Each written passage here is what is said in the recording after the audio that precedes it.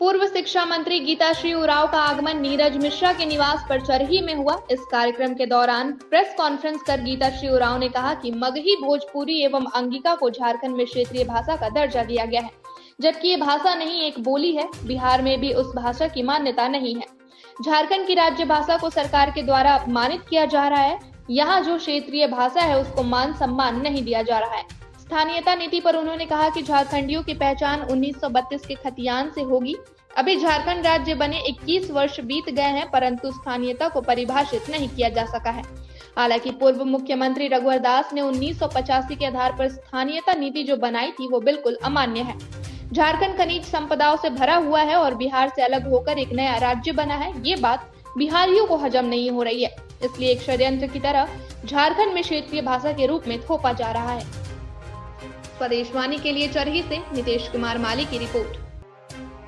क्योंकि उसमें वैसे ही लिखा हुआ था, वो लोग यहाँ बसे हुए हैं, उनको जाति अवस्था के चलते यहाँ पर नियोजन में दिक्कत हो रही है, तो उनके लिए 1932 का खतियान की अहर्ता भी हटाई जाएगी। यानी यहाँ झारखंडियों के तो हित और अधिकार को संरक्षण नहीं मिल रहा है, मगर हाँ प्रवासियों के हित का अधिकार आगे आ रहा है।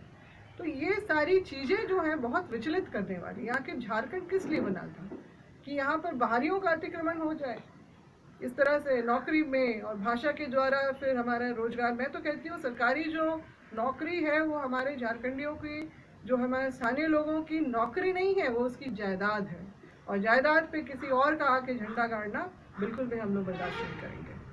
तो ये सारे जो मुद्दे हैं, और विशेष रूप से जो मेरा पार्टी छोड़ने का जो ये था कि मेरी पार्टी में भी वही लोग, इसी तरह के लोग, जो बाहरी लोग जो है पूरा काबिज हो गए हैं संगठन में भी, और जो लोग जनप्रतिनिधि बने हैं उन लोगों ने भी इस भाषा को लेके बहुत अपना जो एक बवाल मचाया, और जो इस तरह के तहत उनका जो भूमिका सामने आई, तो मैंने उससे क्षुब्ध होकर फिर मैंने अपना, क्योंकि मेरे लिए अपना पार्टी, क्योंकि मैं देखिए अगर आप मेरा पृष्ठभूमि देखेंगे तो मेरे पिताजी भी और मेरी माँ भी इस पार्टी से जुड़ी रही, मेरे ससुर जी भी इस पार्टी से जुड़े रहे, और उन लोगों ने इस पार्टी के जरिए ही जनता के लिए बहुत कुछ काम किया।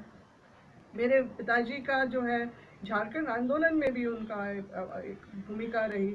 वो तो ऐसे व्यक्ति थे कि उन्होंने बिहार के शोषण से अलग करने के लिए संथाल परगना छोटा नागपुर डेवलपमेंट अथॉरिटी तक बना ली थी, जिसके वो उपाध्यक्ष थे प्रोटोकॉल के अंतर्गत, और जिसमें उन्होंने कभी ना लाभ होने वाला एक बजट भी लेके आए, एक देश का पहला वो मिनी सेक्रेटरीट लेके आए। वो सारा कुछ जो है बिहार से अलग करने के लिए। बिरसा विश्वविद्यालय, कृषि विश्वविद्यालय भी उनका था कि हमारे क्षेत्र के लोगों का, जो किसान है, उनको उन्नत तकनीक का जो है उसका लाभ मिले। ये सारी चीज़ें हैं, और कांग्रेस पार्टी का भी जो क्षेत्रीय ये जो स्वरूप आया था उनके समय में ही आया था, और प्रथम अध्यक्ष वही बने थे। आप समझ सकते हैं इस पार्टी से मेरा कितना गहरा भावनात्मक लगाव रहा। मगर जिस तरह की आज हम लोग देख रहे हैं, जिस तरह से पार्टी का जो उद्देश्य हमेशा से रहा था उससे हट के यहाँ चाटुकारों का और गणेश परिक्रमा करने वालों का ही है। हम लोग तो ज़मीनी स्तर से, मेरी राजनीति बहुत ज़मीनी स्तर की होती है, मेरा जो सोच है उसी तरह से चलती है, हम उसमें विश्वास नहीं करते हैं। मगर जिस तरह से ये सारा कुछ हुआ है, और जो लोग यहाँ पर राजनीति कर रहे हैं और यहाँ की भावनाओं को ठेस पहुँचाएंगे, तो फिर तो ये भाषा को एक आधार बनाए। देखिए अभी जो हालिया जो जिस तरह का आया नोटिफिकेशन, उसमें आप देखेंगे कि जिला में वैसी बोलियों को, ये जो अंगिका, भोजपुरी और मगही, ये 8वीं कंडिका आप संविधान का उठा के देखें तो ये बोली की श्रेणी में आते हैं, और इसको मान्यता इनके मूल जो राज्य है, मूल घर जो है इनका, वहाँ पर भी नहीं है। आप देख लीजिए वहाँ पर कि सिर्फ मात्र 3 भाषा राज्य गठन के साथ में आपका हिंदी, फिर उर्दू, फिर 1984 में मैथिली भाषा को मान्यता मिली वहाँ पर। इसी से काम चल रहा है। वहाँ पर कोई आंदोलन नहीं हो रहा है कि हमको अपनी बोलियों में क्यों नहीं, क्योंकि टेक्निकलिटीज़ वो लोग भी समझ रहे हैं कि हम लोगों को ये दर्जा नहीं मिलेगा। वहाँ पर नहीं है तो यहाँ पर क्यों?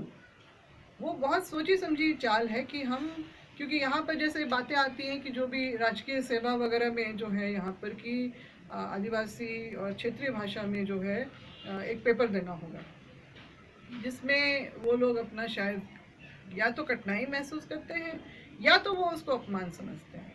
तो जब अब ये व्यवस्था की बात हो रही है कि 10वीं और 12वीं की जो बोर्ड है वो अपनी ही बोलियों में दे पाएंगे मातृभाषा में, तो उनके पास तो एक जो सर्टिफिकेट आपका 1932 से भी बड़ा एक सर्टिफिकेट आ जाएगा उनके यहाँ स्थानीय होने का। फिर वो इन सब सेवाओं में अपनी ही बोली में वो सब करेंगे।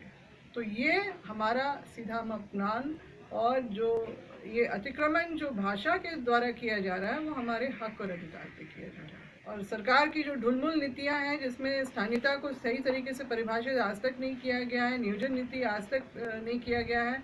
मैं आपको बताना चाहूँगी, एक तरफ से सरकार बोलती है स्थानीय नीति बनेगी तो तीसरे चौथे जो है वर्ग पे हम स्थानीय लोगों को ही प्राथमिकता देंगे, और दूसरी तरफ ये एक याचिका के आलोक में एक हाईकोर्ट का जजमेंट के ऊपर आदेश हो जाता है और सरकार भी तुरंत उसमें चिट्ठी निकाल देती है कि एक 5वीं अनुसूची के राज्य में 13 जिले जो अनुसूचित क्षेत्र जो जिले नोटिफाइड जो हैं फुल फ्लेजेड, उसमें अब तीसरी चौथी नौकरी में स्थानीयता की कोई आवश्यकता नहीं, अर्हता नहीं रहेगी।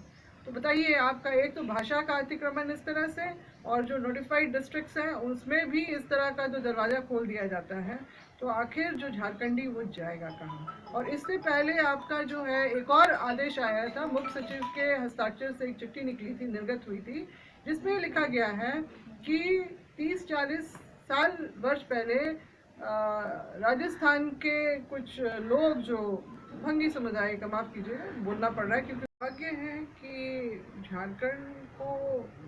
झारखंडियों को आज तक अपनी जो मातृभाषा जो है उसके लिए यहाँ पर स्थापित करने के लिए ये मतलब जो बिहार से अलग जो राज्य हुआ, ये झारखंड बना, तो हमारी अपनी भाषा, अपनी जो अस्तित्व की बात होती है, मान सम्मान की बात होती है, उसको नज़रअंदाज करते हुए जो बिहार की वैसी बोलियाँ जिनका अस्तित्व जो है और जो जिनको मान्यता बिहार राज्य में भी नहीं है, वैसी बोलियों को यहाँ पर घुसाने का काम किया जा रहा है। स्थानीय मतलब राज्य बने हुए अब इतने वर्ष बीत गए, 21 वर्ष बहुत होता है, मगर स्थानीय नीति का निर्धारण आज तक नहीं हो पाया है तरीके से।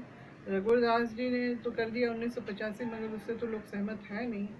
तो यहाँ पर जो है लोगों की पहचान 1932 के खतियान से ही जुड़ी हुई है और उसको ही लागू होना चाहिए और वही एक आधार बनना चाहिए। ये जो भाषा का अभी जो विवाद हुआ है, ये इसकी जड़ जो है शुरू से ही रही है, मतलब इसका विवाद का जड़ आज से नहीं है, बहुत पहले से राज्य का निर्माण हुआ, उसके बाद से ही जो बाहरी वैसे लोग जो यहाँ पर अपनी झारखंड की धरती पे राजनीति तो कर रहे हैं, मगर वो यहाँ का जो मिट्टी का कर्ज अता न करके अपने पूर्वजों की धरती का, वहाँ की सब चीज़ों को यहाँ थोपने का काम कर रहे हैं। देखिए, राजभाषा जो है हमारी एक बहुत मतलब हमारे किसी भी राज्य का जो है भाषा पे आधारित जो है राज्य बने हुए हैं। आप उदाहरण के तौर पे बंगाल देख लीजिए, उड़ीसा देख लीजिए, आपका जो मुख्य रूप से गुजरात है, महाराष्ट्र है, या अन्य राज्य भी जो है आपका, सब में भाषा का ही एक आधार और स्थानीयता की जो नीति भी परिभाषित रहती है। तो ये सब जो है उस राज्य के अपने लोगों का जो हक अधिकार निहित होता है उसमें। मगर यहाँ अफसोस है जो हमारे जो नौ झारखंडीय भाषा हैं उसको अभी तक वो मान सम्मान नहीं सही तरीके से मिल पाया है। राजभाषा का दर्जा तो मिल गया है, मगर उसको जो सही संरक्षण उसको विकसित होने के लिए होना चाहिए वो आज तक नहीं हुआ है।